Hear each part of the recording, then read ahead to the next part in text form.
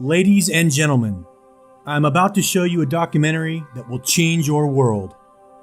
Once you watch this, there is no turning back.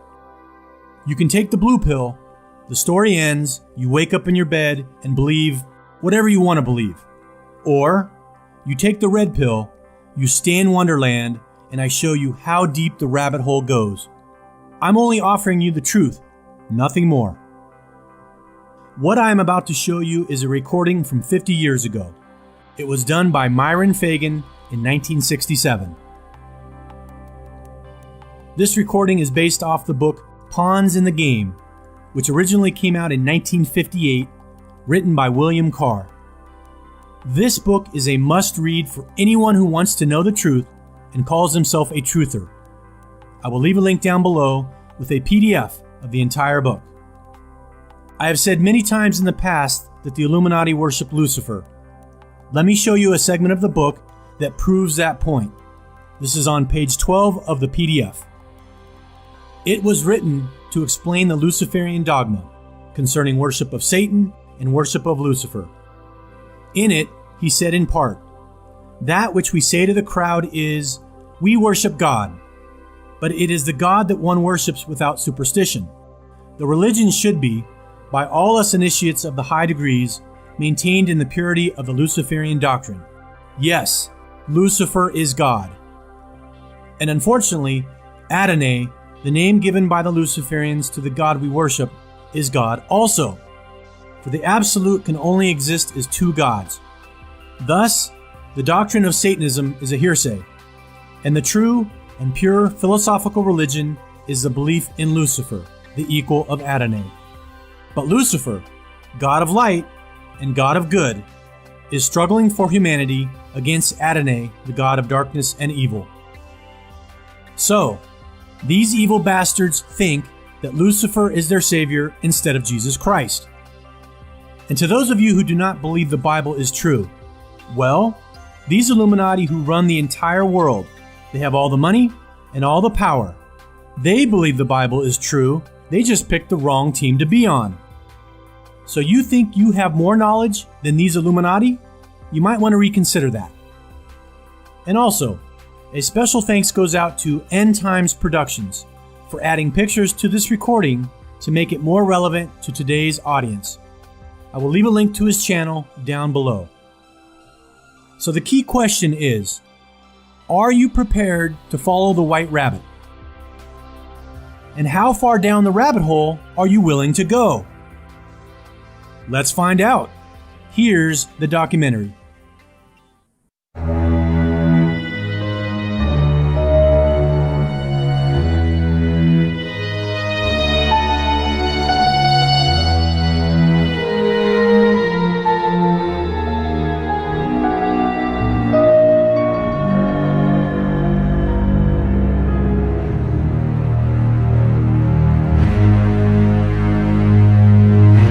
This satanic plot was launched back in the 1760s when it first came into existence under the name of the Illuminati. This Illuminati was organized by one Adam Weishaupt, born a Jew, who was converted to Catholicism and became a Catholic priest, and then, at the behest of the then newly organized House of Rothschild, defected and organized the Illuminati. Naturally, the Rothschilds financed that operation. And every war since then, beginning with the French Revolution, has been promoted by the Illuminati, operating under various names and guises.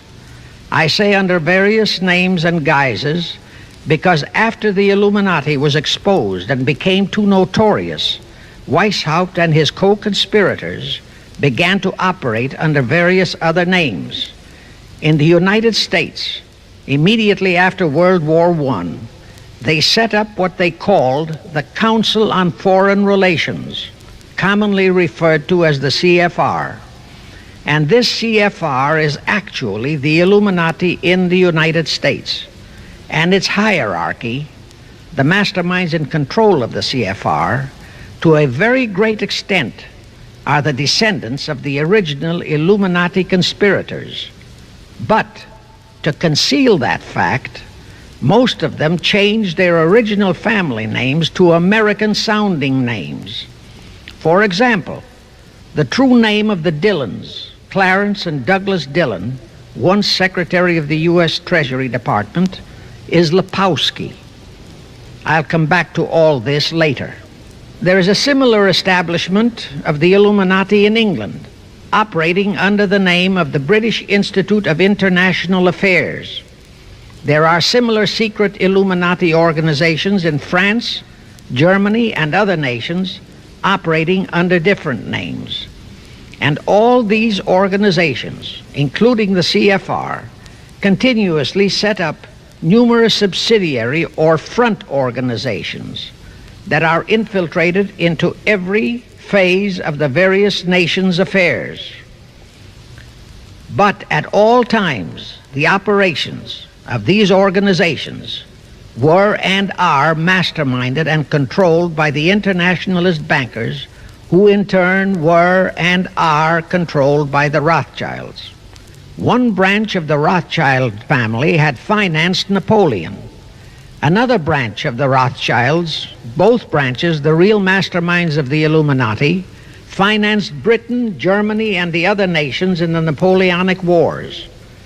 Immediately after the Napoleonic Wars, the Illuminati assumed that all the nations were so destitute and so weary of wars that they'd be glad for any solution. So the Rothschild stooges set up what they called the Congress in Vienna, and at that meeting they tried to create the first League of Nations, their first attempted one world government, on the theory that all the crowned heads of the European governments were so deeply in debt to them that they would willingly or unwillingly serve as their stooges. But the Tsar of Russia caught the stench of the plot and completely torpedoed it. The enraged Nathan Rothschild, then the head of that dynasty, vowed that someday he or his descendants would destroy the Tsar and his entire family.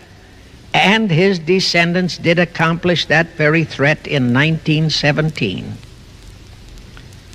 At this point, bear in mind that the Illuminati was not set up to operate on a short-range basis. Normally, a conspirator of any type enters into a conspiracy with the expectation of achieving his objective during his own lifetime. But that was not the case with the Illuminati. True, they hope to accomplish their objective during their lifetime.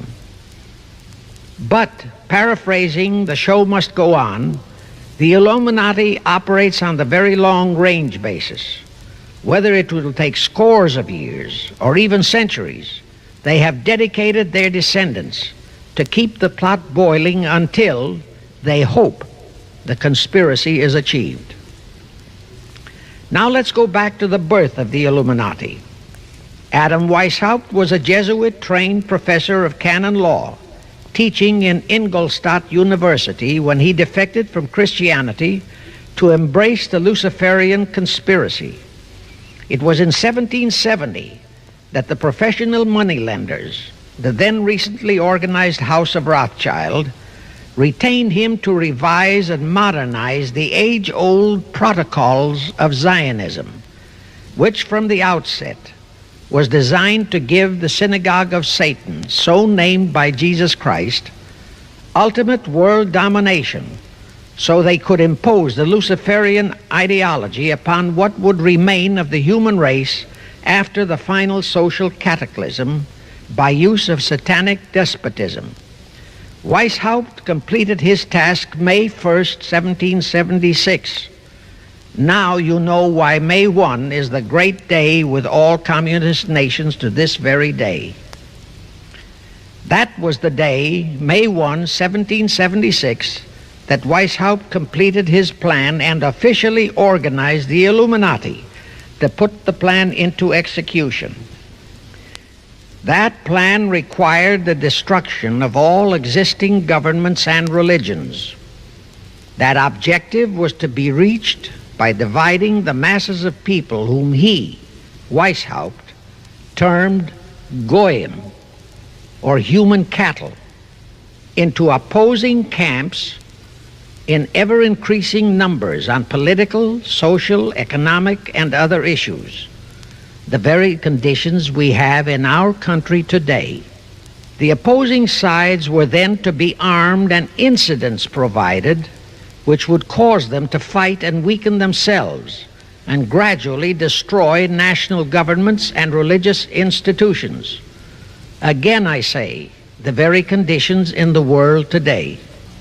Now, just why did the conspirators choose the word Illuminati for their satanic organization? Weishaupt himself said that the word is derived from Lucifer and means holders of the light, using the lie that his objective was to bring about a one-world government to enable those with mental ability to govern the world and prevent all wars in the future. In short, using the word peace on earth as his bait, exactly as that same bait, peace, was used by the 1945 conspirators to foist the United Nations on us. Weishaupt, financed, I repeat, by the Rothschilds, recruited some 2,000 paid followers. These included the most intelligent men in the fields of arts and letters, education, the sciences, finance, and industry. He then established lodges of the Grand Orient, Masonic lodges, to be their secret headquarters. And I again repeat that in all of this, he was acting under orders from the House of Rothschild. The main features of the Weishaupt plan of operation required his Illuminati to do the following things to help them to accomplish their purpose. Number one, use monetary and sex bribery to obtain control of men already in high places in the various levels of all governments and other fields of endeavor. Once influential persons had fallen for the lies, deceits, and temptations of the Illuminati, they were to be held in bondage by application of political and other forms of blackmail, threats of financial ruin, public exposure and physical harm, even death, to themselves and loved members of their families. Do you realize how many present top officials in our federal government in Washington are controlled in just that way by the CFR? Number two, Illuminati on the faculties of colleges and universities were to cultivate students possessing exceptional mental ability belonging to well-bred families with international leanings and recommend them for special training in internationalism. Such training was to be provided by granting scholarships to those selected by the Illuminists. That gives you an idea what a Rhodes Scholarship means. It means indoctrination into accepting the idea that only a one-world government can put an end to recurring wars and strife. That's how the United Nations was sold to the American people. All such scholars were to be first persuaded and then convinced that men of special talent and brains have the right to rule those less gifted on the ground that the masses don't know what is best for them physically, mentally, and spiritually. Number three, all influential people trapped into coming under the control of the Illuminati, plus the students who had been specially educated and trained, were to be used as agents and placed behind the scenes of all governments as experts and specialists, so they would advise the top executives to adopt policies which would, in the long run, serve the secret plans of the Illuminati one-world conspiracy and bring about the destruction of the governments and religions they were elected or appointed to serve.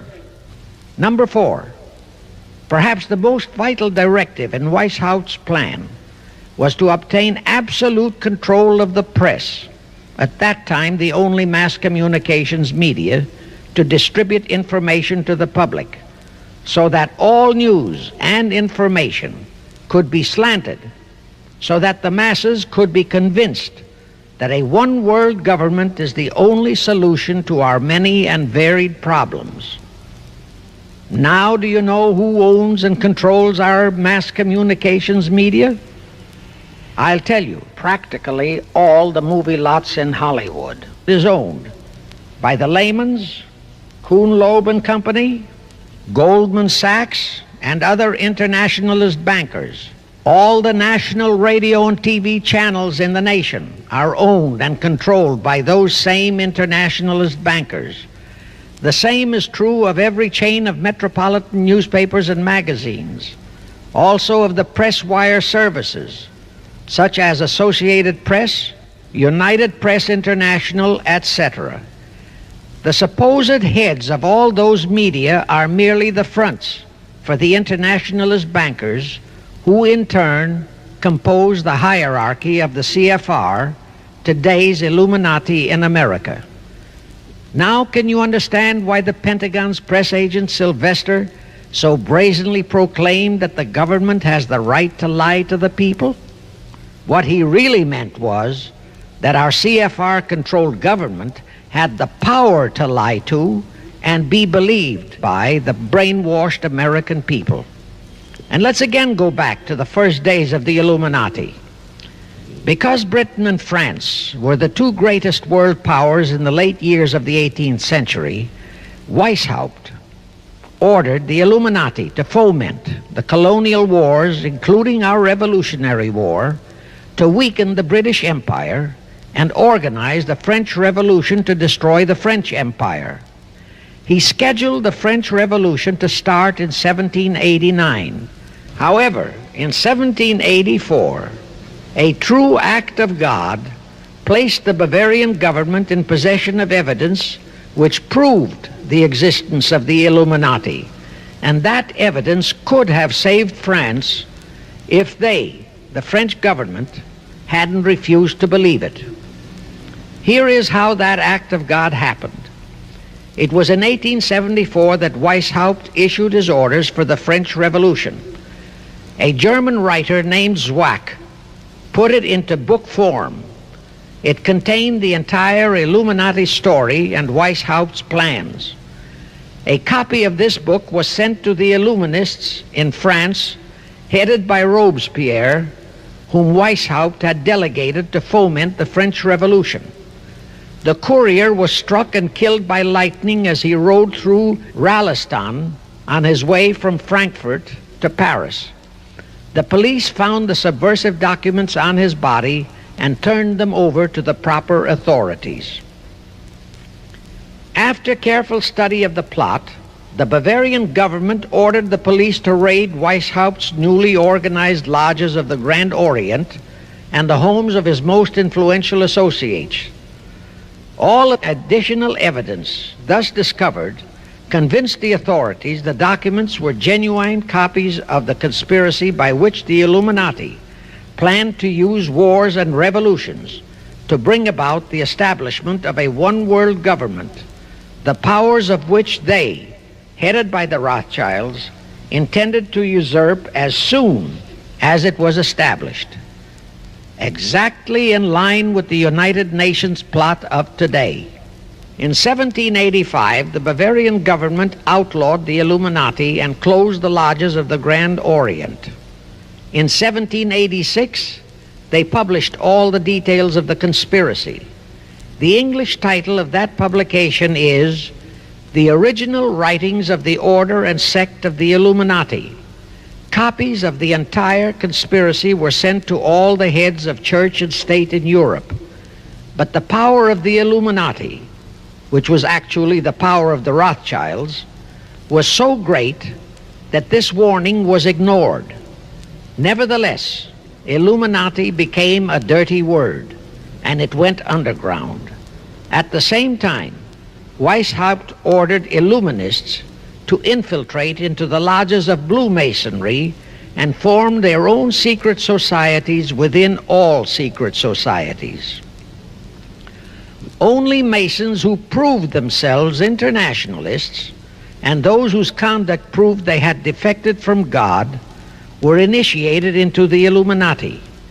Thenceforth, the conspirators donned the cloak of philanthropy and humanitarianism to conceal their revolutionary and subversive activities.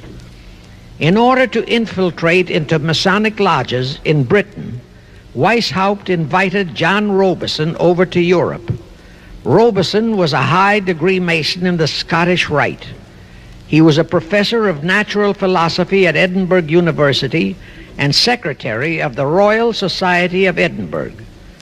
Robison did not fall for the lie that the objective of the Illuminati was to create a benevolent dictatorship, but he kept his reactions to himself so well that he was entrusted with a copy of Weishaupt's revised conspiracy for study and safekeeping. Anyway, because the heads of state and church in France were deluded into ignoring the warnings given them, the revolution broke out in 1789 as scheduled by Weishaupt. In order to alert other governments to their danger, in 1798 Robison published a book entitled Proof of a Conspiracy to Destroy All Governments and Religions. But his warnings were ignored, exactly as our American people have been ignoring all warnings about the United Nations and the Council on Foreign Relations, the CFR. Now here is something that will stun and very likely outrage many who hear this, but there is documentary proof that our own Thomas Jefferson and Alexander Hamilton became students of Weishaupt's. Jefferson was one of Weishaupt's strongest defenders when he was outlawed by his government. And it was Jefferson who infiltrated the Illuminati into the then newly organized lodges of the Scottish Rite in New England. Here is the proof. In 1789, John Robison warned all Masonic leaders in America that the Illuminati had infiltrated into their lodges.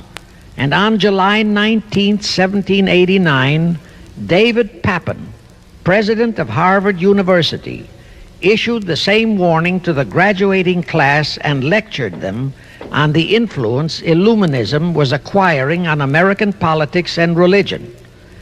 And to top it off, John Quincy Adams, who had organized the New England Masonic lodges, issued his warnings.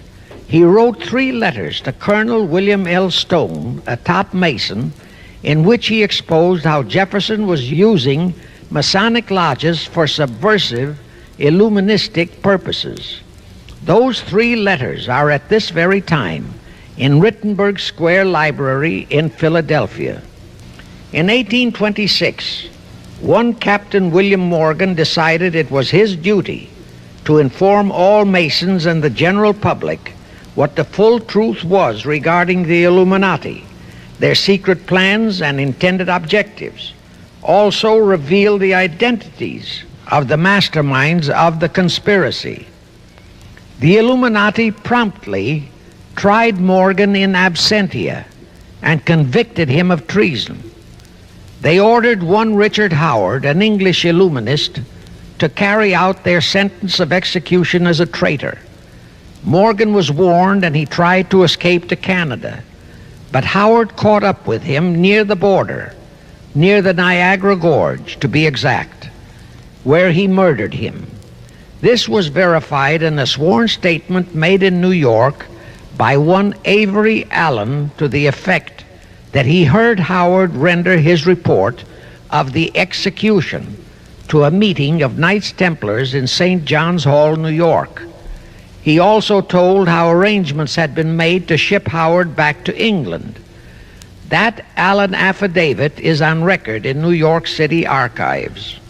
Very few Masons and very few of the general public know that general disapproval over that incident of murder caused approximately half of all the Masons in the northern jurisdiction of the United States to secede. Copies of the minutes of the meeting held to discuss that matter are still in existence in safe hands, and that all that secrecy emphasizes the power of the masterminds of the Illuminati to prevent such terrible events of history from being taught in our schools. The Rothschilds decided that to keep the plot alive, they'd have to do it by heightening their control of the money systems of the European nations. Earlier, by a ruse, the outcome of the Battle of Waterloo had been falsified. Rothschild had spread a story that Napoleon had won that battle. That had precipitated a terrific panic on the stock market in England. All stocks had plummeted down to practically zero, and Nathan Rothschild bought all the stocks for virtually a penny on its dollar values. That gave him complete control of the economy of Britain and virtually of all Europe. So immediately after that Congress in Vienna had boomeranged, Rothschild forced Britain to set up a new Bank of England, which he absolutely controlled, exactly as later, through Jacob Schiff, he engineered our own Federal Reserve Act, which gave the House of Rothschild a secret control of the economy in the United States. Weishaupt died in 1830, but prior to his death he prepared a revised version of the age-old conspiracy, the Illuminati, which under various aliases was to organize, finance, direct, and control all international organizations and groups by working their agents into executive positions at the top. In the United States, we have Woodrow Wilson, Franklin Roosevelt, Jack Kennedy, Johnson, Rusk, McNamara, Fulbright, etc. as prime examples. In addition, while Karl Marx was writing the Communist Manifesto under the direction of one group of Illuminists, Professor Karl Ritter of Frankfurt University was writing the antithesis under direction of another group. The idea was that those who direct the overall conspiracy could use the differences in those two so-called ideologies to enable them to divide larger and larger members of the human race into opposing camps so that they could be armed and then brainwashed into fighting and destroying each other, and particularly to destroy all political and religious institutions. The work Ritter started was continued after his death and completed by the German so-called philosopher Friedrich Wilhelm Nietzsche, who founded Nietzscheism. This Nietzscheism was later developed into fascism and then into Nazism, and was used to foment World Wars I and II. In 1834, the Italian revolutionary leader Giuseppe Mazzini was selected by the Illuminati to direct their revolutionary program throughout the world. He served in that capacity until he died in 1872. But some years before he died, Mazzini had enticed an American general named Albert Pike into the Illuminati. Pike was fascinated by the idea of a one-world government, and ultimately he became the head of this Luciferian conspiracy. Between 1859 and 1871, he, Pike, worked out a military blueprint for 3 world wars and various revolutions throughout the world. Again, I remind that these conspirators were never concerned with immediate success. They always operated on a long-range view. Pike did most of his work in his home in Little Rock, Arkansas. But a few years later, when the Illuminati's lodges of the Grand Orient became suspect and repudiated because of Mazzini's revolutionary activities in Europe, Pike organized what he called the New and Reformed Palladian Rite. He set up 3 supreme councils, one in Charleston, South Carolina, one in Rome, Italy, and the 3rd in Berlin, Germany. He had Mazzini establish 23 subordinate councils in strategic locations throughout the world. These have been the secret headquarters of the world revolutionary movement ever since. Long before Marconi invented radio, the scientists in the Illuminati had found the means for Pike and the heads of his councils to communicate secretly. It was the discovery of that secret that enabled intelligence officers to understand how apparently unrelated incidents, one such as the assassination of an Austrian prince at Sarajevo, took place simultaneously throughout the world, which developed into a war or a revolution. Pike's plan was as simple as it has proved effective. It called for communism, Nazism, political Zionism, and other international movements be organized and used to foment 3 global world wars and at least 2 major revolutions.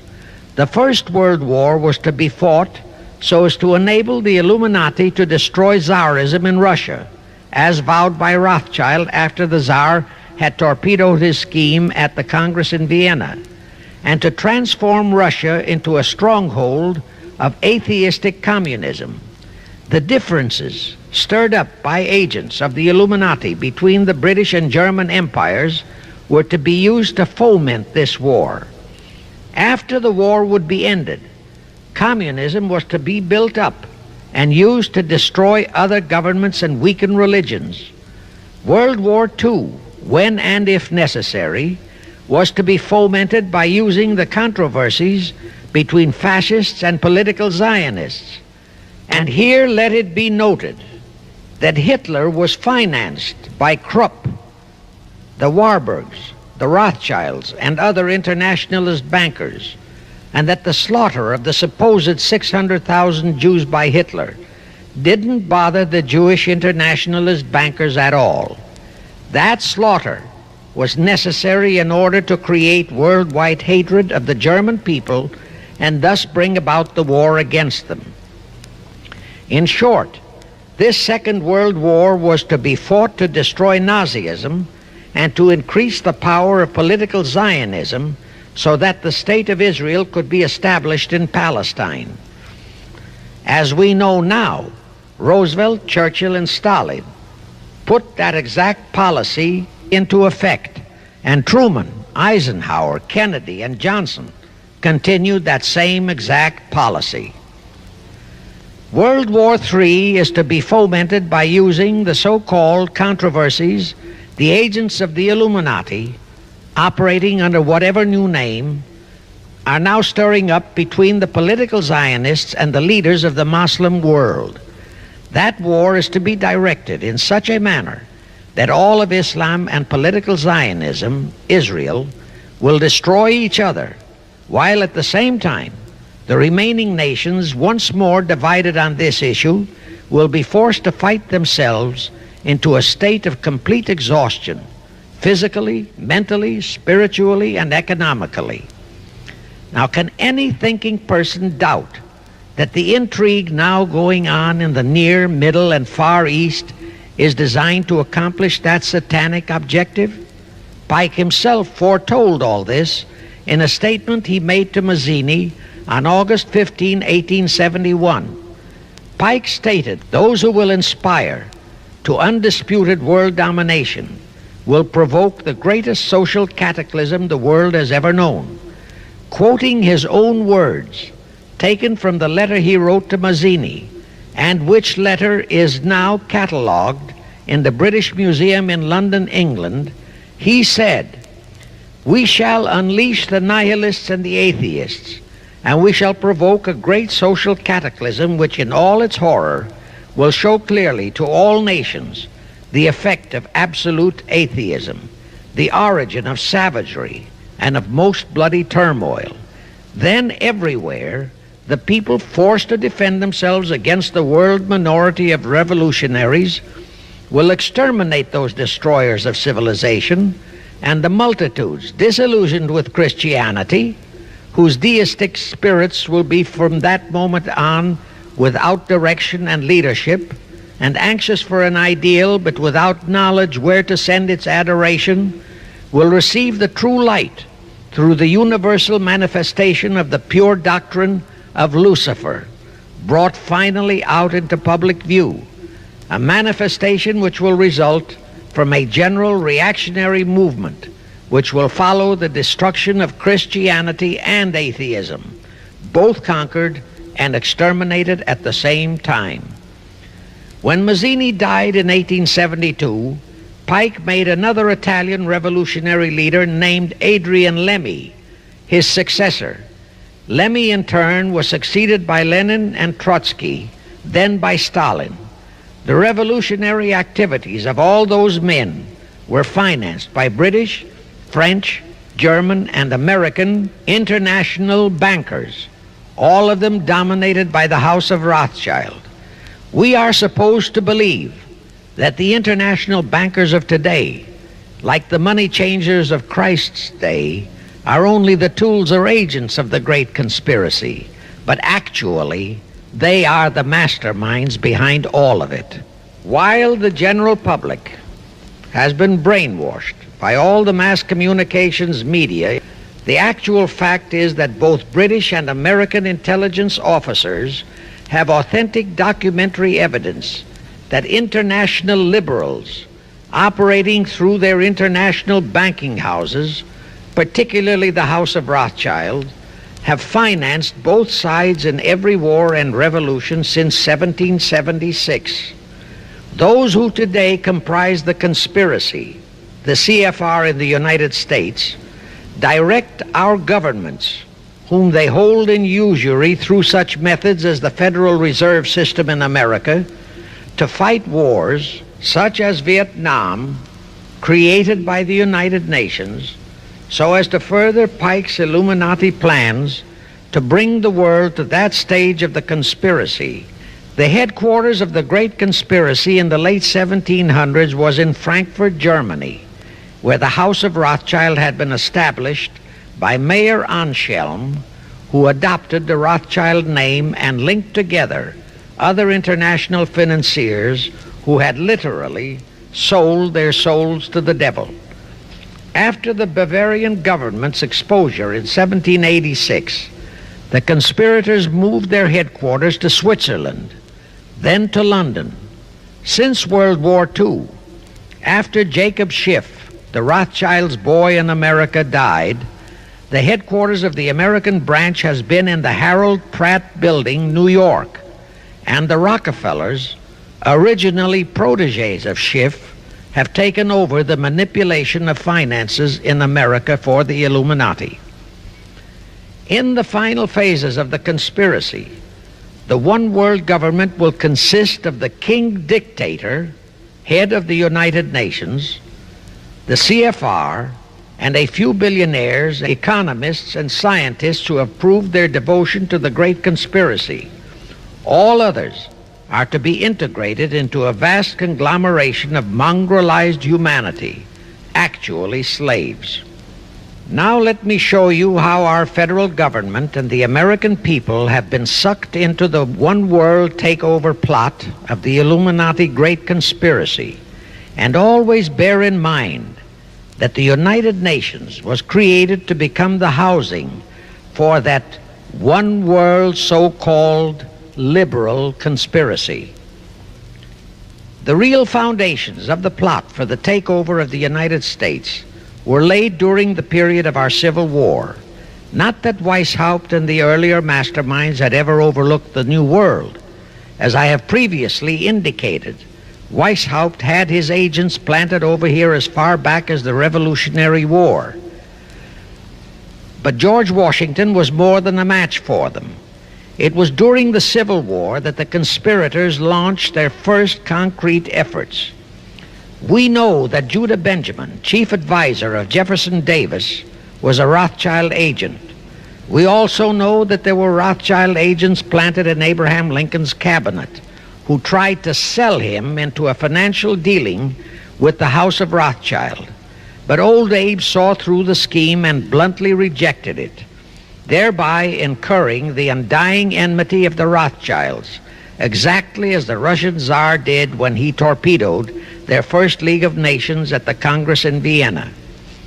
Investigation of the assassination of Lincoln revealed that the assassin, Booth, was a member of a secret conspiratorial group.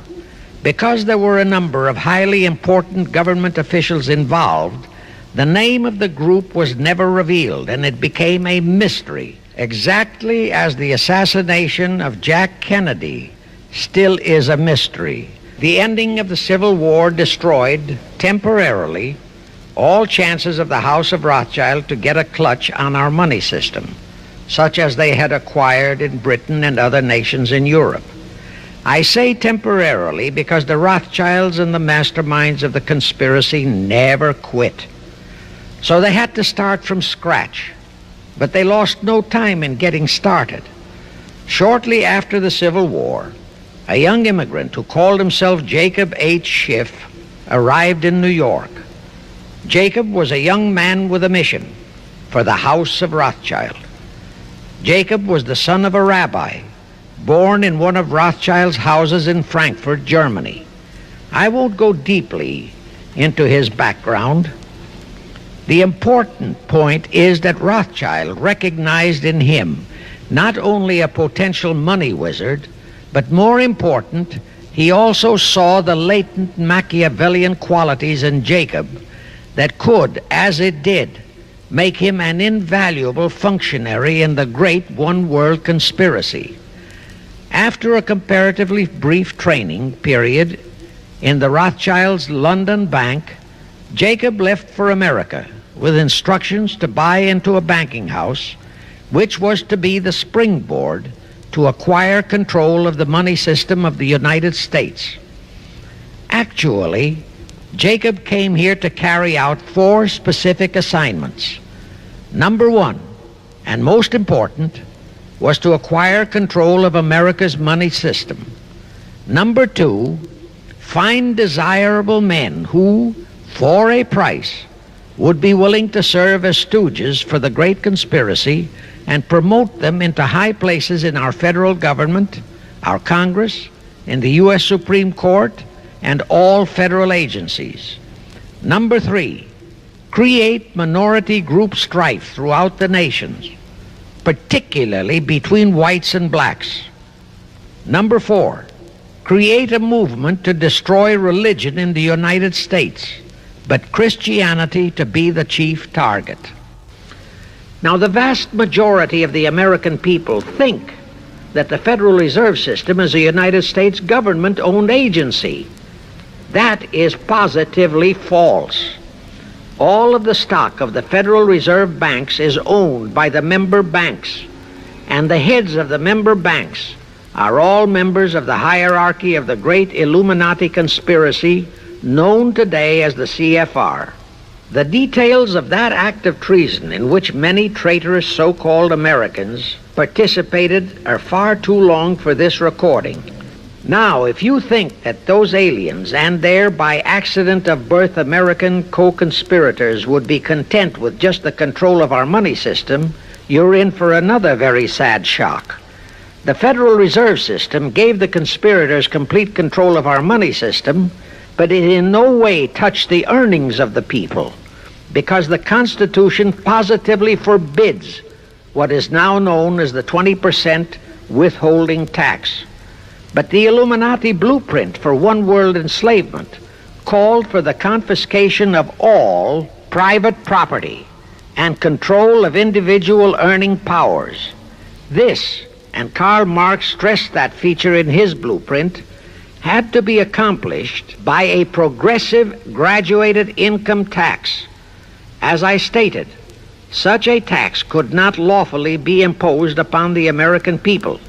It is succinctly and expressly forbidden by our Constitution. Thus, only an amendment to the Constitution could give the federal government such confiscatory powers. Well, that too was not an insurmountable problem for our Machiavellian plotters. The same elected leaders in both houses of Congress and the same Mr. Woodrow Wilson, who signed the infamous Federal Reserve Act into law, amended the Constitution to make the federal income tax, known as the 16th Amendment, a law of the land. Both are illegal under our Constitution. In short, the same traitors signed both betrayals, the Federal Reserve Act and the 16th Amendment, into law. However, it seems that nobody ever realized that the 16th Amendment was set up to rob and I do mean rob, the people of their earnings via the income tax provision. The plotters didn't fully use that provision until World War II, when that great humanitarian, Franklin Roosevelt, applied a 20% withholding tax on all small wage earners and up to 90% on higher incomes. Oh, of course, he faithfully promised that it would be only for the duration of the war. But what was a promise to such a charlatan who in 1940, when he was running for his third term, kept proclaiming, "I say again and again and again that I will never send American boys to fight on foreign soil"? Remember? He was proclaiming that even as he was already preparing to plunge us into World War II by enticing the Japanese into that sneak attack on Pearl Harbor to furnish him with his excuse.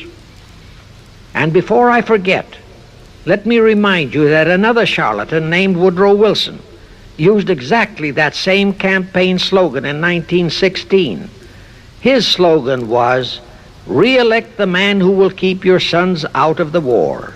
Exactly the same formula, exactly the same promises. But wait, as Al Jolson used to say, you ain't heard nothing yet. That 16th Amendment income tax trap was intended to confiscate, rob, the earnings only of the common herd, you and me. It was not intended to even touch the huge incomes of the Illuminati gang, the Rockefellers, the Carnegies, the Lehmans, and all the other conspirators. So together with that 16th Amendment, they created what they called the tax-free foundations. That would enable the conspirators to transform their huge wealth into such so-called foundations and avoid payment of virtually all income taxes. The excuse for it was that the earnings of those tax-free foundations would be devoted to humanitarian philanthropy. So we now have the several Rockefeller foundations, the Carnegie Endowment Fund, the Ford Foundation, the Mellon Foundation, and hundreds of similar tax-free foundations. And what kind of philanthropy do these foundations support? Well, they finance all the civil rights groups that are creating all the chaos and rioting all over the country. In short, the tax-free foundation financed those who are doing the job for the Illuminati Great Conspiracy. Our CFR Illuminati-controlled federal government can grant tax-free status to all foundations and pro-red one-world outfits, such as the Fund for the Republic. But if you, or a patriotic pro-organization, is too outspokenly pro-American, they can terrify and intimidate you by finding a misplaced comma in your income tax report and by threatening you with penalties, fines, and even prison. Future historians will wonder how the American people could have been so naive and stupid as to have permitted such audaciously brazen acts of treason as the Federal Reserve Act and the 16th Amendment. Well, they were not naive and they were not stupid. The answer is they trusted the men they elected to safeguard our country and our people, and they just didn't have even an inkling about either betrayal until after each one had been accomplished. It was the Illuminati-controlled mass communications media that kept and is keeping our people naive and stupid and unaware of the treason being committed. Now the great question is, when will the people wake up and do to our traitors of today what George Washington and our founding fathers would have done to Benedict Arnold? Actually, Benedict Arnold was a petty traitor compared to our present traitors in Washington. Now let's go back to the events that followed the rape of our Constitution by the passage of the Federal Reserve Act of the 16th Amendment. With Wilson completely under their control, the masterminds of the Great Conspiracy put in motion their next and what they hoped would be their final steps to achieve their one-world government. The first of those steps was to be World War I. Why war? Simple. The only excuse for a one-world government is that it will supposedly ensure peace. The only thing that can make people cry for peace is war. War brings chaos, destruction, exhaustion, to winner as well as to loser. It brings economic ruin to both.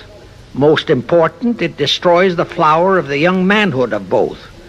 To the saddened and heartbroken oldsters, the mothers and fathers, who are left with nothing but memories of their beloved sons, peace becomes worth any price. And that is the emotion upon which the conspirators depend for the success of their satanic plot. Throughout the 19th century, from 1814 to 1914, the world as a whole was at peace. Such wars as the Franco-Prussian, our own Civil War, the Russo-Japanese War, were what might be termed local disturbances that did not affect the rest of the world. All the great nations were prosperous, the peoples staunchly nationalistic and fiercely proud of their sovereignties. It was utterly unthinkable that the French and the German peoples would be willing to live under a one-world government, or the Turks and the Russians, or the Chinese and the Japanese. Even more unthinkable that a Kaiser Wilhelm, or a Franz Joseph, or a Tsar Nicholas, or any monarch would willingly and meekly surrender his throne to a one-world government. But bear in mind that the peoples in all nations are the real power, and only one thing, war, could make the peoples yearn and clamor for a peace-ensuring one-world government. But it would have to be a frightful and horribly devastating war.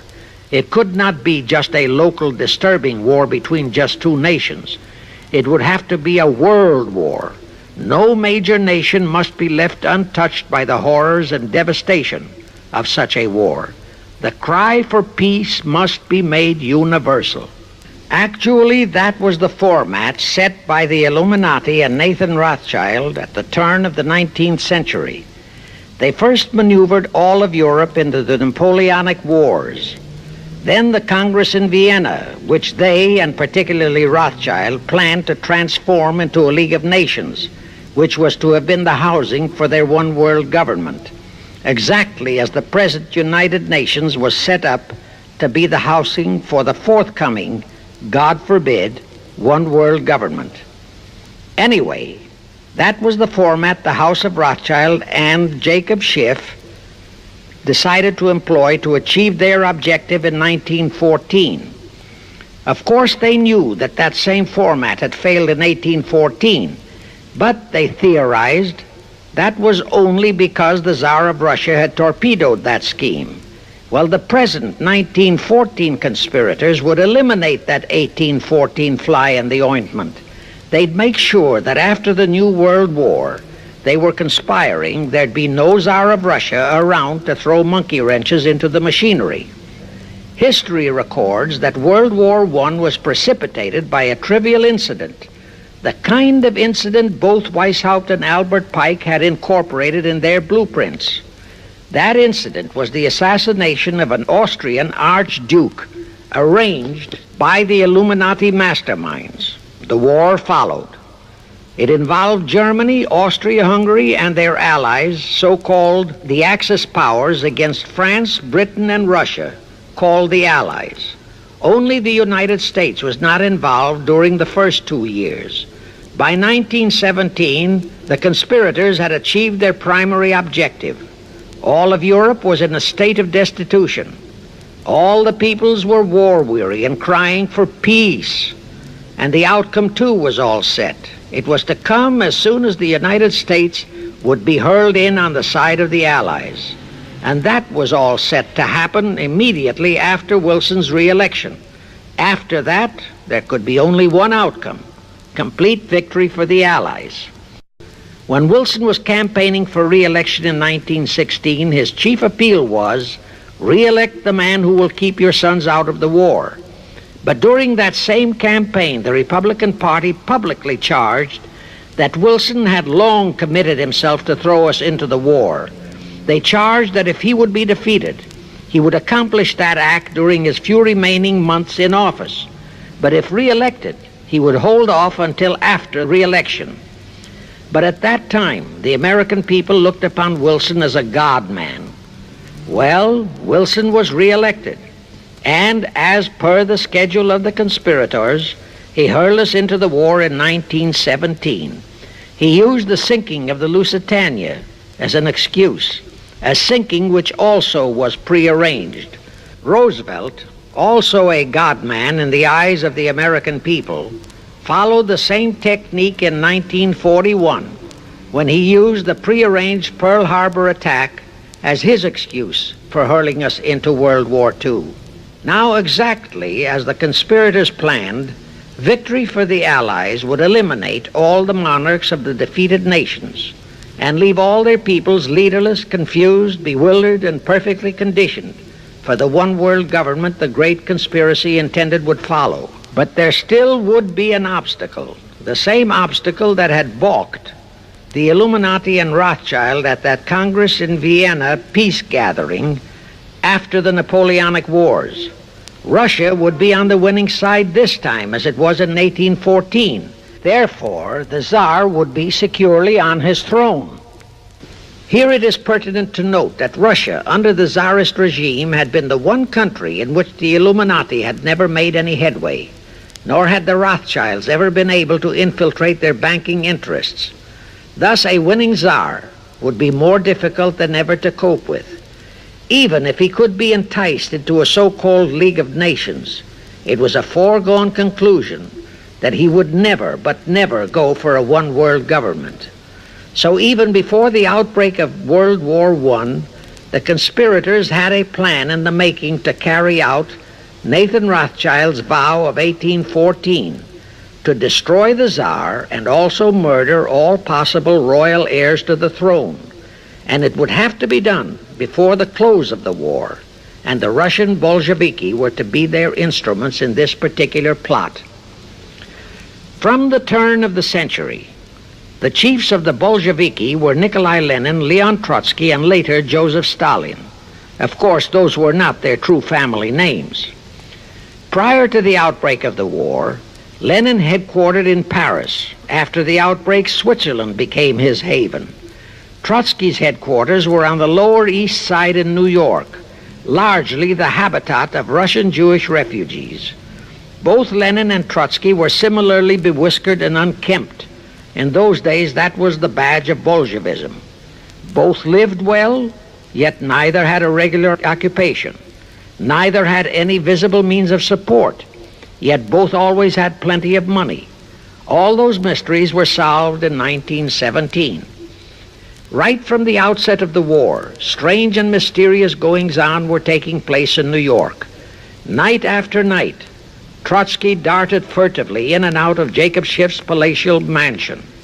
And in the dead of those same nights, there were gatherings of hoodlums of New York's Lower East Side, all of them Russian refugees, at Trotsky's headquarters, and all were going through some mysterious sort of training process. But it was all shrouded in mystery. Nobody talked, although it did leak out that Schiff was financing all of Trotsky's activities. Then suddenly Trotsky vanished. So did approximately 300 of his trained hoodlums. Actually, they were on the high seas in a Schiff-chartered ship bound for a rendezvous with Lenin and his gang in Switzerland. And on that ship was $20 million in gold. The $20 million Schiff provided to finance the Bolsheviki takeover of Russia. In anticipation of Trotsky's arrival, Lenin prepared to throw a party in his Switzerland hideaway. Men of the very highest places in the world were to be guests at that party. Among them were the mysterious Colonel Edward Mandel House, Woodrow Wilson's mentor and palsy-walsy, and more important, Schiff's special and confidential messenger. Another of the expectant guests was Warburg of the Warburg banking clan in Germany, who were financing the Kaiser, and whom the Kaiser had rewarded by making him chief of the secret police of Germany. In addition, there were the Rothschilds of London and Paris, also Litvinov, Kaganovich, Stalin, who was then head of a train and bank-robbing gang of bandits, He was known as the Jesse James of the Urals. And here I must remind that England and France were then long in war with Germany, and that on February 3, 1917, Wilson had broken off all diplomatic relations with Germany. Therefore, Warburg, Colonel House, the Rothschild, and all those others were enemies. But of course, Switzerland was neutral ground where enemies could meet and be friends, especially if they had some scheme in common. That Lenin party was very nearly wrecked by an unforeseen incident. The Schiff-chartered ship on its way to Switzerland was intercepted and taken into custody by a British warship. But Schiff quickly rushed orders to Wilson to order the British to release the ship intact with the Trotsky hoodlums and the gold. Wilson obeyed. He warned the British that if they refused to release the ship, the United States would not enter the war in April as he had faithfully promised a year earlier. The British heeded the warning. Trotsky arrived in Switzerland, and the Lenin party went off as scheduled. But they still faced what ordinarily would have been the insurmountable obstacle of getting the Lenin-Trotsky band of terrorists across the border into Russia. Well, that's where Brother Warburg, chief of the German secret police, came in. He loaded all those thugs into sealed freight cars and made all the necessary arrangement for their secret entry into Russia. The rest is history. The revolution in Russia took place, and all members of the royal Romanov family were murdered. Now, my chief objective is to establish beyond even a remote doubt that communism, so-called, is an integral part of the Illuminati's great conspiracy for the enslavement of the entire world.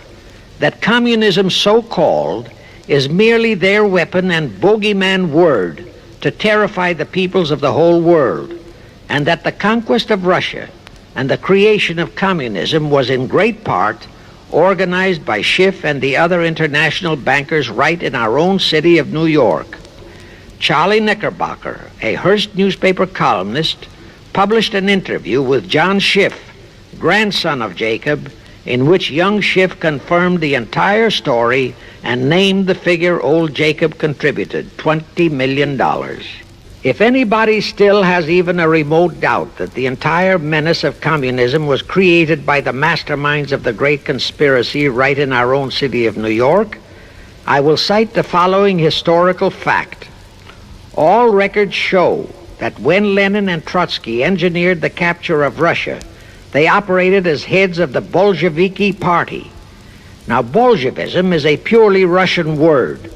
The masterminds realized that Bolshevism could never be sold as an ideology to any but the Russian people.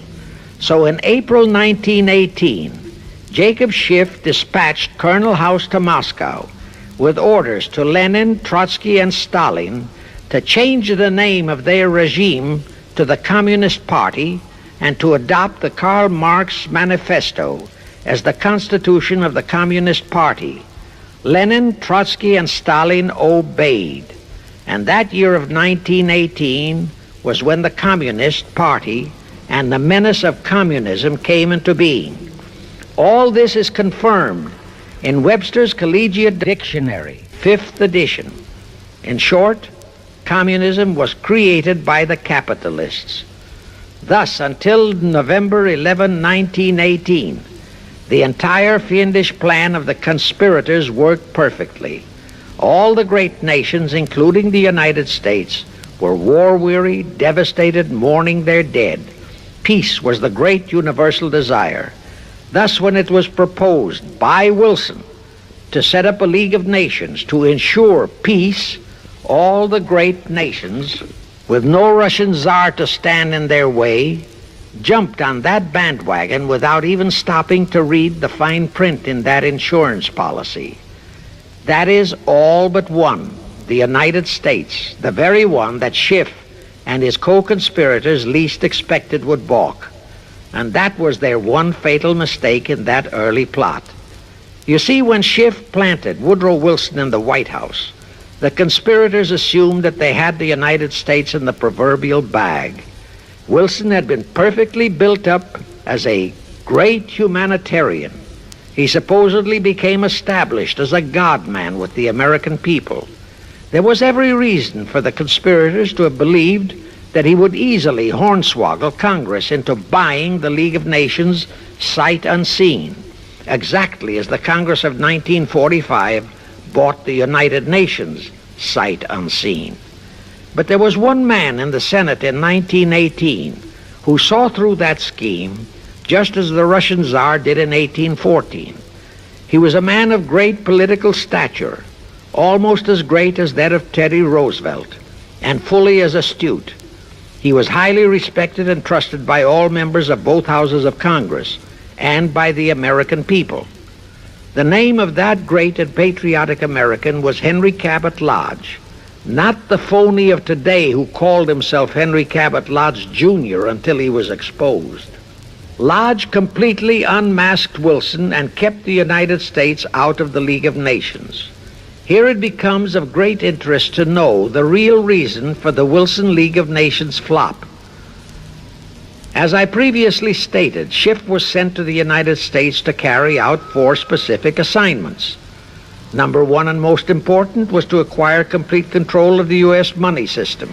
Number 2, as outlined in the original Weishaupt Illuminati blueprint, he was to find the right kind of men to serve as stooges for the great conspiracy and promote them into the highest offices in our federal government, our Congress, our U.S. Supreme Court, and all federal agencies, such as the State Department, the Pentagon, the Treasury Department, etc. Number 3, destroy the unity of the American people by creating minority group strife throughout the nation, especially between the whites and blacks as outlined in Israel Cohen's book. Number 4, create a movement to destroy religion in the United States, with Christianity to be the chief target or victim. In addition, he was strongly reminded of the imperative directive in the Illuminati blueprint to achieve full control of all mass communications media, to be used to brainwash the people into believing and accepting all of the maneuverings of the great conspiracy. Schiff was warned that only control of the press, at that time our only mass communications media, would enable him to destroy the unity of the American people. Now then, Schiff and his co-conspirators did set up the NAACP, the National Association for the Advancement of the Colored People, in 1909. And in 1913, he set up the Anti-Defamation League of the B'nai B'rith. Both were to create the necessary strife. But in the early years, the ADL operated very timidly, perhaps for fear of a pogrom-like action by an aroused and enraged American people. In addition, he, Schiff, was busy developing and infiltrating the stooges to serve in all high places in our Washington government and in the job of acquiring control of our money system and the creation of the 16th Amendment. He also was very busy with the organizing of the plot for the takeover of Russia. In short, he was kept so busy with all those jobs that he completely overlooked the supreme job of acquiring complete control of our mass communications media. That oversight was the direct cause for Wilson's failure to lure the United States into the League of Nations, because when Wilson decided to go to the people to overcome the opposition of the Lodge-controlled Senate, despite his established but phony reputation as a great humanitarian, he found himself faced by a solidly united people and by a loyal press whose only ideology was Americanism and the American way of life. At that time, due to the ineptness and ineffectiveness of both the ADL and the NAACP, there were no organized minority groups, no Negro problems, no so-called anti-Semitic problem to sway the people's thinking. There were no lefts, there were no rights, no prejudices for crafty exploitations. Thus, Wilson's League of Nations appeals fell on deaf ears. The control of the press was assigned to Rockefeller. Thus, Henry Luce, who recently died, was financed to set up a number of national magazines, among them Life, Time, Fortune, and others, which publish USSR in America. The Rockefellers also directly or indirectly financed the Cowles Brothers Look magazine and a chain of newspapers. They also financed a man named Sam Newhouse to buy up and build a chain of newspapers all over the country. And the late Eugene Meyer, one of the founders of CFR, bought the Washington Post, Newsweek, the weekly magazine, and other publications. At the same time, CFR began to develop and nurture a new breed of scurrilous columnists and editorial writers, such as Walter Lippmann, Drew Pearson, the Alsops, Herbert Matthews, Irwin Canham, and others of that ilk, who called themselves liberals, who proclaimed that Americanism is isolationism, that isolationism is warmongerism, that anti-communism is anti-Semitism and racism.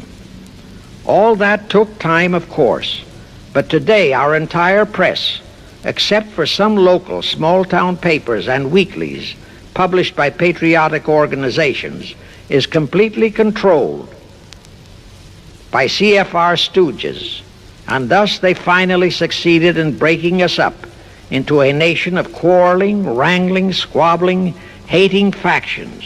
Now, if you still wonder about the slanted news and outright lies you read in your paper, you have the answer. To the Lehmans, Goldman Sachs, Kuhn Loeb, and the Warburgs, the CFR assigned the job of getting control of the motion picture industry, Hollywood, radio and television, and believe you me, they succeeded. If you still wonder about the strange propaganda broadcasts by the Ed Murrows, Chet Huntley, Howard K. Smith, Eric Severide, Drew Pearson, and others of that ilk, you have the answer. If you wonder about all the smut, sex, pornography, and mixed marriage films you see in your movie theater and on your TV set, all of which is demoralizing our youth, you have the answer. It tells in detail how the press, the movies, TV, and radio have been, and still are, used to brainwash the people, to demoralize our youth, and they have been and still are encouraging and creating sympathy for the rioting civil rights lawlessness. To the vast majority of the American people, our foreign policy for many years has been a complete enigma. Most of us simply can't understand why this great nation is seemingly floundering so helplessly in the art of diplomacy.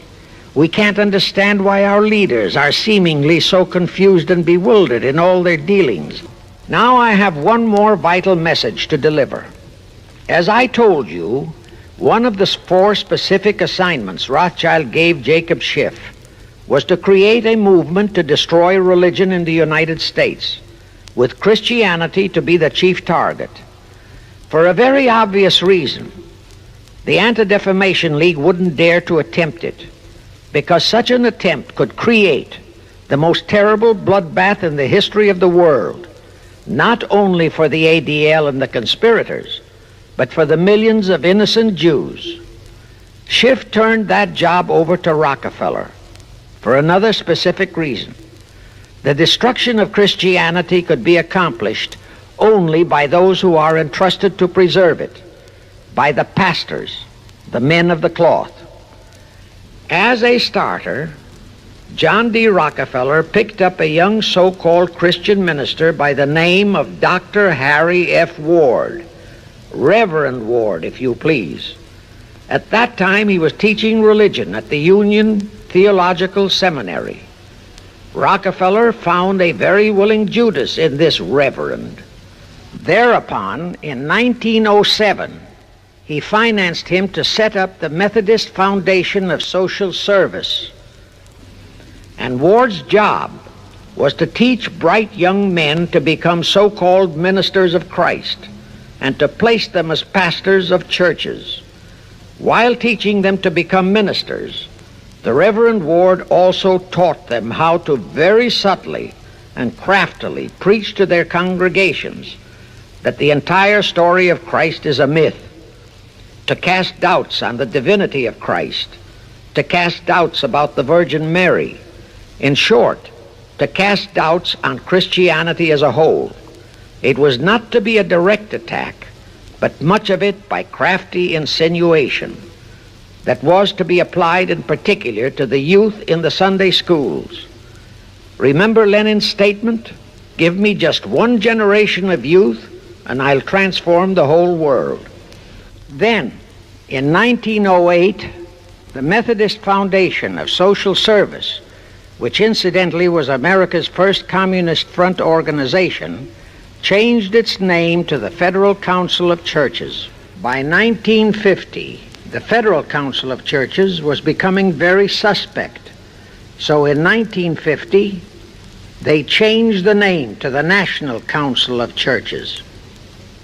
Do I have to tell you more about how this National Council of Churches is deliberately destroying faith in Christianity? I don't think so. But this I will tell you. If you are a member of any congregation whose pastor and church are members of this Judas organization, your contributions are helping the Illuminati's plot to destroy religion and your faith in God and Jesus Christ. Thus you are deliberately delivering your children to be indoctrinated with disbelief in God and church, and which can easily transform them into atheists. Find out immediately if your church is a member of the National Council of Churches, and for the love of God and your children, if it is, withdraw from it at once. However, let me warn you, that same destroy religion process has been infiltrated into other denominations. But of course, there are many individual churches and pastors who are honest and sincere. Find one such for yourself and for your children.